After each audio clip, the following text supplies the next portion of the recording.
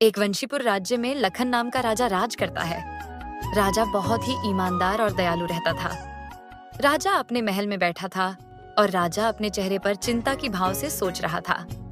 तभी राजा का सैनिक आता है और सैनिक आदेश के प्रतीक्षा का इंतजार कर रहा था। तभी राजा ने सोचते हुए कहा, मंत्री जी, हमको एक बात समझ में नहीं आ रहा है। मेरी सारी दौलत और वैभव होते हुए भी मुझे सुकून नहीं मिलता। हर रोज चिंता और थकान से परेशान हूँ। काश मैं सच्चे सुख का अनुभव कर सकता। मुझे अपने राज्य के लोगों के जीवन के बारे में जानना है। पता करो, क्या कोई व्यक्ति है जो सचमुच खुश है? सैनिक ने गंभीरता से कहता है, महाराज, एक मोची है जो हर समय खुश और संतुष्ट रहता है। वह गली में गाने गाता है और बिना किसी चिंता के जूते बनाता है। तभी राजा लखन अचरज में पड़ जाता है और कहा, एक गरीब मोची खुश है, चलो मुझे उससे मिलना है। तब राजा अपने साधारण वस्त्र पहनकर मोची को घर जाता है। मोची बड़े प्यार से गा रहा था और अपना काम करते रहता है।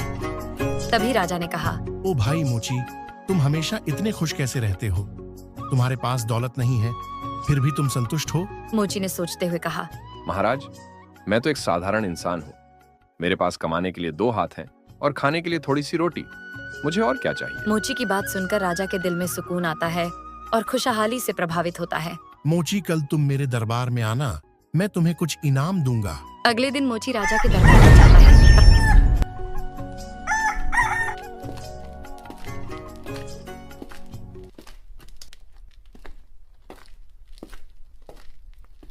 राजा ने मोची को सोने की थैली देता है और कहता है, ये सोने की थैली तुम्हारे लिए है, इसे रखो, तुम्हारा जीवन बदल जाएगा। मोची संकोच करते हुए राजा को धन्यवाद देता है। मोची सोने की थैली लेकर घर जाता है और मोची बेचैन हो जाता है। उसे हर समय चोरी का डर सताने लगता है। रात में मोची सोने की चिंता में सो नहीं पाता था। इस सोने की थैली को हम क्या करें? हमारा घर से कोई चोर ही चुरा कर ले जाएगा। एक काम करता हूँ, ये सोने की थैली राजा साहब के पास लौटा देता। और मोची कहता है, जी महाराज, दौलत से मन का सुख नहीं मिलता। मैं अपना काम करता हूँ, लोगों की सेवा करता हूँ और ईश्वर का पूजा करता हूँ। इसी में मुझे सच्चा सुख मिलता है। इस सोने की थैली ने मेरी शांति छीनी। अब मुझे हर समय चिंता रहती है कि कोई इसे चुरा न ले। महाराज, कृपया इस थैली को वापस ले लीजिए। इसने मेरी खुशी छीन ली है। मुझे बस मेरा काम और साधारण जीवन ही चाहिए। राजा ने मुस्कुराते हुए कहा, तुम्हारे जैसा सच्चा सुख पाने का तरीका मैंने आज समझा है। तुम सच में धनी हो, क्योंकि तुमने अपने मन का सुख कभी खोया नहीं।